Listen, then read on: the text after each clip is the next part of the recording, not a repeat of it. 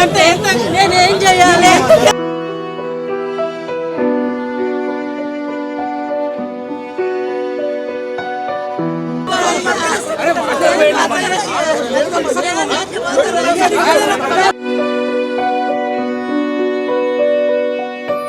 మా భూమిని ఎవరైతే కబ్జా చేసిరో మా భూమి కబ్జా చేసే వాళ్ళని వెంటనే అరెస్ట్ చేయాలా?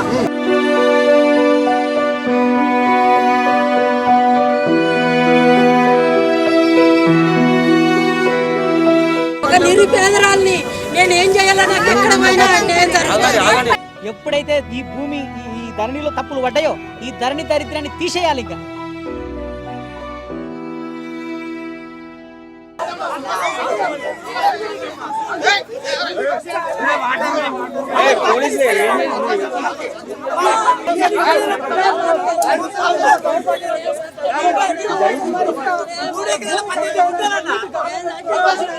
భూమిని ఎవరైతే కబ్జా చేసిరో మా భూమి కబ్జా చేసే వాళ్ళని వెంటనే అరెస్ట్ చేయాలా?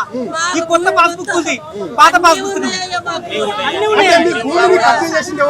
గ్రేగోరీ, రోమన్, శౌర్యులు వీళ్ళు నలుగురు మా భూమి పక్కన వాళ్ళు పోయి ధరణిలో ఆన్లైన్ ఎక్కించుకొని మా భూమి ఇది చూడండి పట్టణ పుస్తకము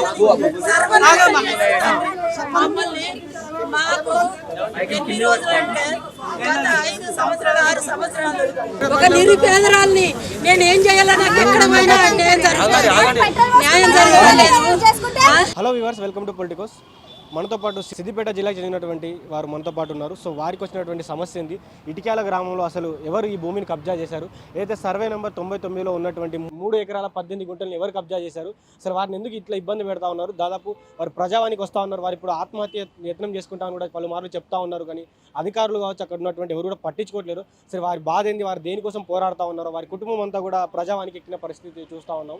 సో వారు కూడా ఏ రోజుకోసం వాళ్ళు మెడలో ఉన్న పుస్తకాలన్నీ కూడా అమ్మేసి వారి ఇంటిలో పాది ఇక్కడే వచ్చేసి ప్రజావాణి ముందే వారు ధర్నా కూర్చున్నారు, మమ్మల్ని రక్షించమని అడుగుతా ఉన్నారు, మా భూమిని మాకు ఇప్పించమని అడుగుతా ఉన్నారు. సో అసలు వారి మాటలను అడిగి తెలుసుకుంది, అసలు ఆ గ్రామస్తులు ఎవరు ఆ భూమిని కబ్జా చేశారు, ఎవరికన్నా ఆ భూమి పైన పడిందో కూడా వారి మాటలను అడిగి తెలుసుకుంది. అన్న నమస్తే, చెప్పండి అసలు భూమి ఎంత కబ్జా చేశారు, ఎవరు కబ్జా చేశారు? ఇది సిద్దిపేట జిల్లా జయదేపూర్ మండలం ఇటికల గ్రామ శివారు ల్యాండ్ అన్న, సర్వే నెంబర్ 99. దీంట్లో మొత్తం ల్యాండ్ వచ్చేసి 10 ఎకరాల 15 గుంటలు. ఈ 10 ఎకరాల 15 గుంటలలో ముగ్గురం వ్యక్తులు ఉన్నామండి. జోజయ్య అంటే మేము లాజరు, బాలయ్య, రాజులు. అయితే ఈ రాజులలో ఏం చేసిరంటే దీనికి సంబంధించిన మాకు పట్టదారు పాస్ పుస్తకాలు ప్రతి ఒక్కటి ఉన్నాయండి. కొత్త పాస్బుక్, పాత పాస్బుక్, రెవెన్యూ రిపోర్టు, మోకా పంచనామా. ఇది మాకు దాదాపు 70-80 ఏళ్ళ నుంచి చేసుకున్న వ్యవసాయ భూమి ఇది. అయితే ఈ గ్రేగోరీ అనే వ్యక్తి ఎవరైతే రాజులు సన్ ఉన్నాడో, ఈ గ్రేగోరీ, రోమన్, శౌర్యులు అనే వ్యక్తులు మాకు 24/2018 నాడు పాస్బుక్ వచ్చింది. దీని తర్వాత కొన్ని పానీలు తీసిన క్లియర్ 5 నెలలు బాగానే ఉంది, 6 నెలలు బాగానే ఉందండి. ఇగో 7వ నెల చూడండి, 7వ నెల పట్టాదారుడు కాలం మార్చారు. 7వ నెల ఇగో వాళ్ళ నాన్న పేరు పెట్టేసి ఇగో దీనికి సంబంధించిందేమో కోర్టులో కేసు మా మీద, ఏది సర్వే నెంబర్ 99కి సంబంధించిందేమో కోర్టులో కేసు వేస్తాడు. ఇది 1 బిల్ మార్చి 100 సర్వే నెంబర్ ఏమో దొంగ రిజిస్ట్రేషన్ చేస్తాడు. ఈ విధంగా లోపల ఎవరు సహకరిస్తున్నారు ఏందనేది కూడా మాకు తెలియదు. సో ఈ విధంగా నేను అడిగిన, మరి ఎందుకు మార్చారు, ఎట్లా మార్చారు, మాకు లెక్క ప్రకారం పాస్బుక్ వచ్చింది, ఎట్లా వచ్చింది ఏంటనేది ఎంక్వైరీ చేసారు. క్లియర్గా మిస్టేక్ ఏడ జరిగిందో కూడా చెప్పారు. ఎవరికి భూమి అమ్మిర్రు ఏంటి పొరపాటు ఏడ జరిగిందో రాసి అయిపోయిన తర్వాతనే వచ్చిన పాస్బుక్ ఇది. దాని తర్వాత నువ్వు 1 బిల్ మార్చి ఒకదానికి దొంగ రిజిస్ట్రేషన్ చేసి ఒకదానికి ఏమో కేసు వేసి మమ్మల్ని ఇట్లా ఇబ్బంది పెట్టుకుంటా మా భూమి చుట్టూ కడిలేసి ఇష్టం ఉన్నట్టు చేసుకుంటా సగం పంట జడగొట్టిన పత్తి ఉంది ఇంకా చేనులో. మరి మేము ఎక్కడికి పోవాలా, ఎట్లా పోవాలా, కోర్టుకు పోవాలా?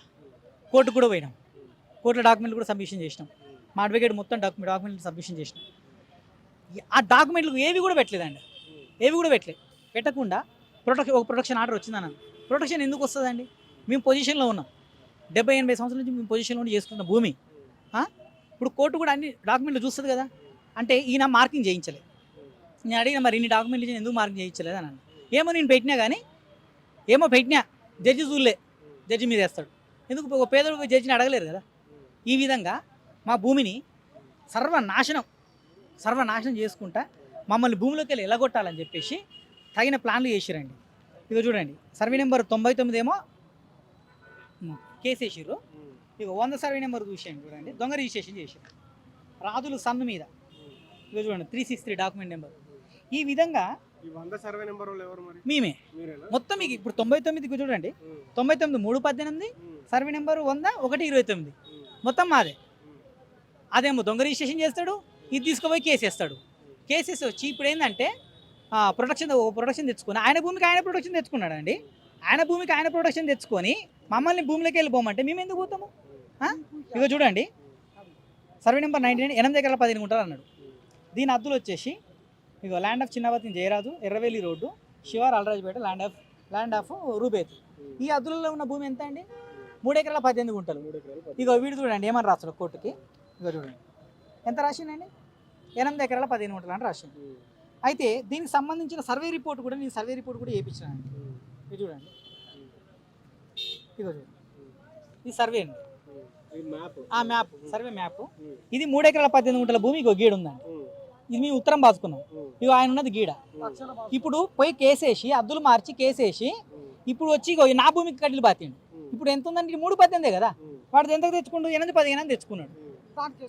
నీ దానికి వేసుకో, నాది ఎట్లా కబ్జా చేస్తూ? ఈ విషయము నేను ఎస్ఐ గారు మాట్లాడుతున్నాను, ప్రజెంట్ ఇస్తున్నది ఎస్ఐ గారు. సార్ ఆయన భూమి ఆయనకే ఉంది, మా భూమి మాకే ఉంది, మా తాలూకు డాక్యుమెంట్స్ అన్నీ మాకున్నాయి. మేము కోర్టులో ఇంకా కొట్లాడుతూనే ఉన్నాము, కేసు అయిపోలేదు. కేసు అయిపోయిన తర్వాత సంగతి వాడు ఒక ప్రొడక్షన్ ఆర్డర్ తెచ్చుకుని, ప్రొడక్షన్ అనేది వాళ్ళ భూమిలోకి మేము పోవద్దని, వాళ్ళ భూమిలోకి మేము ఎప్పుడు పోలే. ఒక సర్వే నెంబర్లో చాలామంది ఉంటారు కదా అండి, దాన్ని అద్దులు తప్పు రాసేసి ఇప్పుడు కోర్టు ఏమన్నా అంటే కోర్టు వచ్చి చూస్తుందా, ఎవరైనా వచ్చి చూస్తారా? నువ్వు అద్దులు మార్చేసి నా మీద నా భూమికి నువ్వు నీ భూమికి నువ్వు ప్రొడక్షన్ తెచ్చుకో, నా భూమికి కడ్డీలు పాత్రలు ఎట్లుంటుంది? నేను ఈ విషయం ఎస్ఐ కిషన్ రెడ్డి గారు కూడా నేను మాట్లాడినా.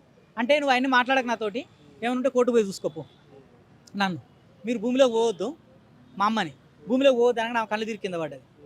100 సంవత్సరాల నుంచి చేసుకుంటున్న భూమికి అన్ని డాక్యుమెంట్లు ఉండగా మేము భూమిలోకి ఎందుకు పోవద్దు? కోర్టుని తప్పుతో పట్టిస్తూ కోర్టుకు తప్పుడు అద్దులు పెట్టి నువ్వు ఒక దొంగవి, నువ్వు ఇట్లా చేసుకుంటుంటే మేము భూమిలోకి పోవద్దా? మాకు ఆస్తిపత్రాలు లేవా? అన్ని డాక్యుమెంట్స్ ఉన్నాయండి. ఒక భూమికి ఏమేం కావాలో అన్ని డాక్యుమెంట్స్ ఉన్నాయి, ప్రతి ఒక్క డాక్యుమెంట్ ఉంది. మమ్మల్ని భూమిలో పోవద్దు అంటే మేము ఎందుకు పోవద్దు? ఇప్పుడు ఎవరైతే జయదేవ్పూర్ మండలానికి సంబంధించిన తహసీల్దార్తో మాట్లాడారో మరి మీరు? మాట్లాడినామండి. తహసీల్దార్ ఏమంటున్నారు? తహసీల్దార్ గారు కూడా క్లియర్ రిపోర్ట్ ఇచ్చిరండి. ఏమని? 1900 ఇగో చూడండి 10 ఎకరాల 15 గుంటలు జోజయ్య, బాలయ్య, రాజులు ఎవరు వాళ్ళ డిస్ట్రిబ్యూషన్ అయిపోయింది క్లియర్గా.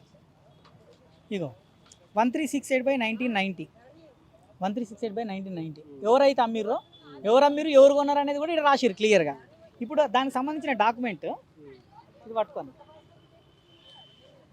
ఇగో చూడండి 1368/1990 అమ్మిన వాళ్ళు ఎవరండి? మొయిజు, బర్తలేము. మేమేమో చిన్నబత్తిని, జోజయ్య, లాజరు మేము. ఇక కొన్నవారు గ్రేగోరి. ఇప్పుడు అమ్మినోడు ఒకడు, కొన్నోడు ఒకడు. మా భూమి ఎక్కించి పెట్టిరు అని చెప్పేసి మేము పోయి ఆల్రెడీ తహసీల్దార్ గారికి అప్లికేషన్ పెట్టుకుంటే వాళ్ళు క్లియర్ కట్గా ఎంక్వైరీ చేసిన రిపోర్ట్ చూడండి, ఇవ్వండి. మొత్తం 1958 నుంచి ప్రస్తుతం ఉన్న ధరణి పాని దాకా క్లియర్గా ఎంక్వైరీ చేసిరండి. ఎట్లా ఉంది భూమి, ఎవరి నుంచి ఎవరెవరికి పోయింది, ఎట్లా పోయింది, ఎక్కడ పొరపాటు జరిగింది అనేది కూడా క్లియర్గా రాసిరు. ఇది చూడండి 1368/1990 అమ్మిన వారు ఎవరు, కొన్నవారు ఎవరు? అమ్మిన వ్యక్తి ఎవరండి? మొయిజు, బర్తలేము, వేరే వాళ్ళు. ఎక్కించింది మాది. ఇంకోటి ఏదో స్టాంప్ పేపర్ తయారు చేసిండండి. ఇప్పుడు భూమి ఎక్కింది కాబట్టి అడుగు స్టాంప్ పేపర్ కావాలా, అదొకటి క్రియేట్ చేసిండు. ఈ 1131 అనే స్టాంప్ పేపర్ ఒకటి రెడీ చేసిండు. ఈ స్టాంప్ పేపర్కి సంబంధించి కూడా నేనేం చేసిన అంటే డాక్యుమెంట్ తీసుకున్నా. ఇది చూడండి, ఇప్పుడు దీన్ని పెట్టి కొన్నా అంటాడు, మళ్ళీ ఆడ ఎక్కింది కాబట్టి దీన్ని పెట్టి కొన్నా అంటాడు. ఇది ఎవరి మీద ఉందా అని పోయి చూసుకుంటే ఈ 1131 అనే స్టాంప్ పేపరు ఇక మా తాత జోజయ్య అండి. ఇగో ఇది రిజిస్టర్ 1131 శాంతం రాజయ్య, మల్లయ్య. ఈ విధంగా మా భూమిని కొట్టేయాలని చెప్పేసి ఇట్లాంటి ఫేక్ డాక్యుమెంట్లు పెట్టుకొని మా మీద కేసులు వేసి అదేసి ఇదేసి అంత ఆగమాగం చేస్తుంటే మేము సావాలన్నా బతకాలన్నా అర్థం కాదు. మీరు ఇంత రీసెర్చ్ చేసి లోపల చిన్నారెడ్డి గారు చెప్తే చిన్నారెడ్డి గారు ఏం చెప్పారు? మేము చిన్నారెడ్డి గారికి కూడా కంప్లైంట్ ఇచ్చామండి. డైరెక్ట్ ఇట్లా కాదని చెప్పేసి డైరెక్ట్ సార్తో మాట్లాడి సార్ ఇట్లా తప్పు జరిగింది అని అంటే ఇమ్మీడియట్గా ఆయన ఏం చేశారంటే ఇమ్మీడియట్లీ ఏసీపీ గారు, ప్రజ్ఞాపూర్ ఏసీపీ గారు కాల్ చేశారండి. చిన్నారెడ్డి గారు క్లియర్గా చూడండి, ఇప్పుడు 19వ తారీఖు మీరు ఇచ్చినానండి. న్యాయం ఉంది ఇక్కడ, ప్రజావాణిలో న్యాయం ఉంది. కానీ చూడండి ధరణిలో ఇట్లా ఎక్కించుకొని మా భూమి ఎక్కించుకొని ప్రొటెక్షన్ తెచ్చుకొని మమ్మల్ని భూమికి వెళ్ళిపోవాలని చెప్పేసి ఇట్లా కంప్లైంట్ ఇచ్చాను. చెన్నారెడ్డి గారు క్లియర్గా మాట్లాడేది, ఇమ్మీడియట్గా ఆ నుంచి కడ్డీలు తీపిచ్చేసేయండి, వాళ్ళకి అన్నీ ఉన్నాయి రిపోర్ట్లు. ఈ ధరణి జయంగా ఈ ధరణి ఒక దరిద్రం అని చెప్పేసి కాంగ్రెస్ గవర్నమెంట్ ఆల్రెడీ చెప్పింది. అందుకే మేము ఓట్లు వేసినాము, ఇవాళ గెలిపించుకున్నాము. ఈ ధరణి దరిద్రాన్ని తీసేయాలి. ఇంకా ఎప్పుడైతే ఈ భూమి ఈ ధరణిలో తప్పులు పడ్డాయో సరిదిద్దడమే కాదు, ఎవరైతే భూమి మీద ఉన్నారో వాళ్ళని కాపాడాల్సింది పొజిషన్ కూడా మీరే కాపాడాలా. ఇప్పుడు పేద రైతులు ఏడికి పోవాలండి? ఈ ధరణిలో తప్పులు జరిగినాయి. ఇప్పుడు ధరణినే ఒక ఎజెండాగా పెట్టుకొని గెలిచింది కాంగ్రెస్ గవర్నమెంట్.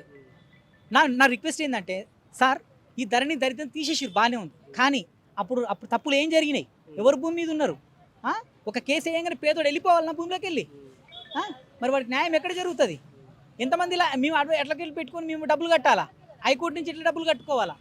ఈ విధంగా మేము ఎంతమందికి డబ్బులు కట్టుకుంటూ పోవాలా? ఇక్కడ న్యాయం జరుగుతుందని మేము ప్రజావానికి వచ్చినామండి. ప్రజావాణిలో కూడా క్లియర్గా ఇచ్చిర్రు, ఇంతవరకు మాకు న్యాయం జరగలేదు, కడ్డీలు అట్లనే ఉన్నాయి, తీస్తలేరు, లోపటేమో పంట ఉంది. ఏం చేయాలి అర్థం కావట్లేదు. మళ్ళీ కలిసిరా మరి చిన్నారెడ్డి గారిని? లేదండి, ఆల్రెడీ కలిసినాం, అయిపోయింది, వాళ్ళు మాట్లాడారండి. అయితే ఇప్పుడు ఆ సార్ ఉన్నారని మాకు తెలియదు కాబట్టి మేము ఖచ్చితంగా ఇప్పుడు మీ మీడియా ద్వారానే డైరెక్ట్ సీఎం రేవంత్ రెడ్డి గారికి మా విన్నపం ఏంటంటే, దయచేసి దీని మీద ఖచ్చితమైన చర్య తీసుకొని ఇట్లా పేదల భూమిని ఎవరైతే కబ్జా చేస్తుర్రో అట్లాంటి వ్యక్తుల్ని ఇమ్మీడియట్గా అరెస్ట్ చేసి పడేయాలని. ఇట్లా ఈ విధంగా చేస్తే మేము బతకాలన్నా సావాలన్నా? ఏం చేయాలా, ఎట్లా చేయాలా అర్థం కావట్లేదు. చివరిగా మీరు కోరుకునే న్యాయం ఏందన్నా? ఒకటే అండి, మేము కోరుకునేది అంటే, రేవంత్ రెడ్డి అన్న మీ చేతులెత్తి మొక్కుతున్నామన్నా, పేదల భూమి ఎవరైతే కబ్జా చేసిర్రో వాళ్ళ మీద ఇమ్మీడియట్గా చర్య తీసుకోవాలా.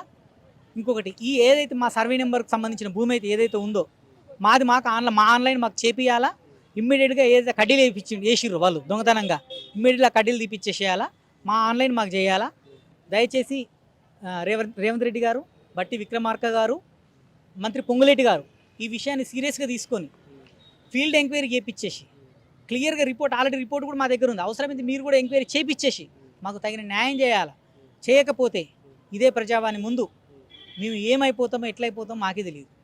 దయచేసి ఇక్కడికి వచ్చినందుకు మాకు నమ్మకం ఉంది, న్యాయం జరుగుతుంది నమ్మకం ఉంది, కానీ పేదోడు కోట్ల చుట్టూ తిరగలేవు. ఎన్ని సంవత్సరాలను తిరగాల? ఒక అధికారి చేసిన తప్పుకు మేము ఎందుకు తిరగాల?